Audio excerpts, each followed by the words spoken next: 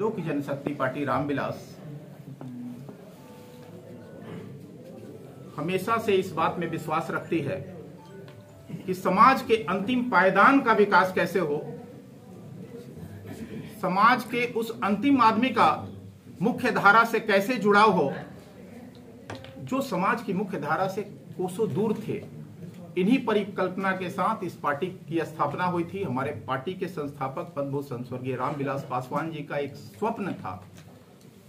उस स्वप्न के साथ इस पार्टी ने अब तक का ये रास्ता तय किया है।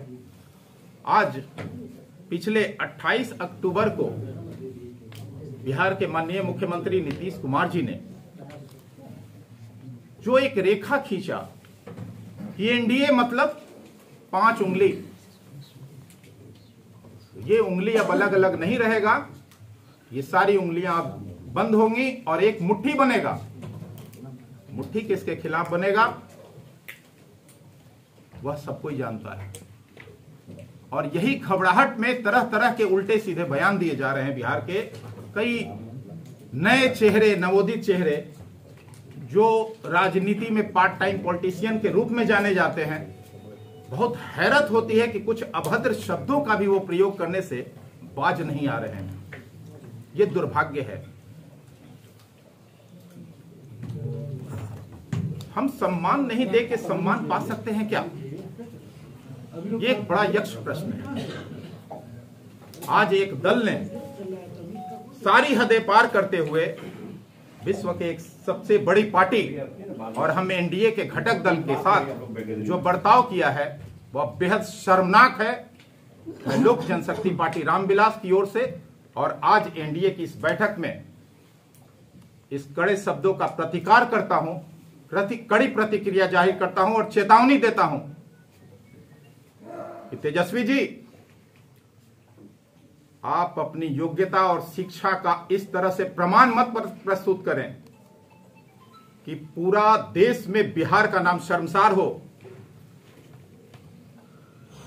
और बिहार का जो गौरवशाली इतिहास था, जो स्वर्णिम इतिहास था, वो कहीं ना कहीं धूमिल हो। आज पूरे देश में यह चर्चा का विषय बना हुआ है कि विश्व की एक बड़ी पार्टी के साथ इस तरह के अभद्र शब्दों का ट्वीट करके प्रयोग किया जाना, मैं समझता हूं कि इससे बचकाना हरकत और कुछ हो ही नहीं सकता है। ये उनके शिक्षा का प्रमाण भी है। मैं आप लोगों के माध्यम से पूरे बिहार की जनता को कहना चाहता हूं कि 9वीं पास से बिहार नहीं संभलेगा। यह घर सबका साथ सबका विकास वाला नहीं है। यह घर परिवार के साथ और परिवार के विकास वाली पार्टी है। इससे कोई उम्मीद ना करें। आज इन्होंने प्रूफ कर दिया।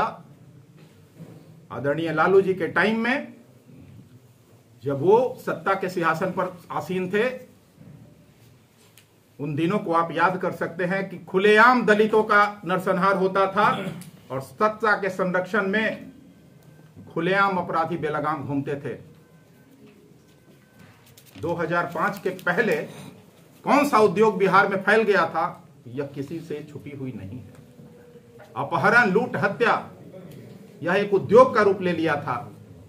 आज उद्योगपतियों की जब बात करते हैं, पलायन पे चर्चा करते हैं, तो उन्हें शर्म आनी चाहिए।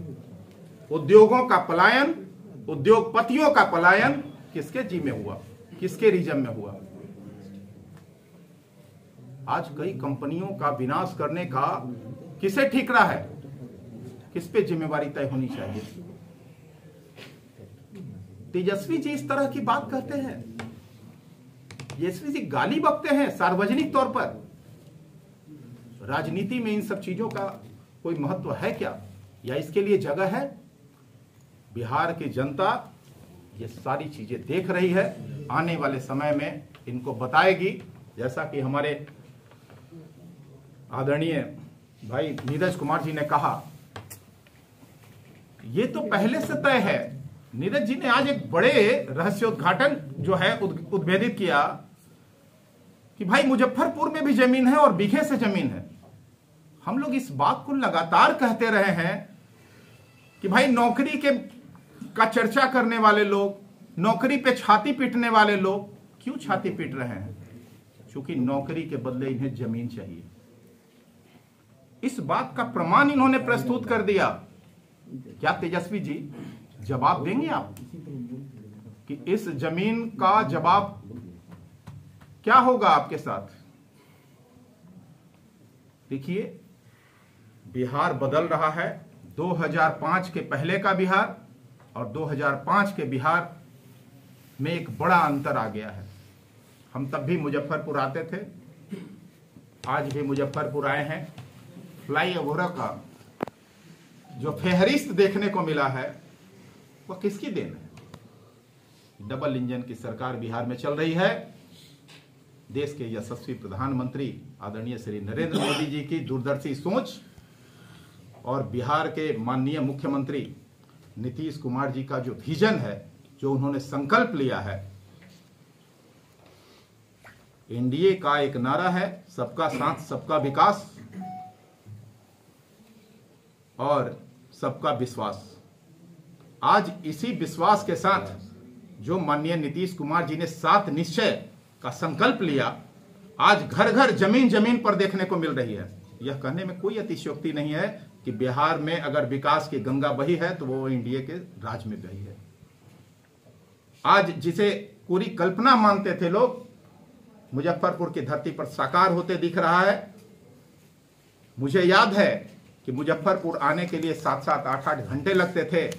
आज बिहार के कोने कोने से आने के लिए 5 घंटों का समय तय किया है माननीय मुख्यमंत्री की सोच ने। इसलिए अब वो दिन नहीं दूर है जो माननीय मुख्यमंत्री जी ने एनडीए के बैठक में 28 अक्टूबर को जो 2025 में 225 का लक्ष्य उन्होंने रखा है। मैं समझता हूं कि तमाम हमारे कार्यकर्ता प्रदेश से लेकर बूथ स्तर तक के एक पूरी चट्टानी एकता और एकजुटता के साथ इस बार 2025 के चुनाव में जाएंगे और 225 का जो लक्ष्य है वो बहुत आसानी से हम लोग पूरा कर पाएंगे।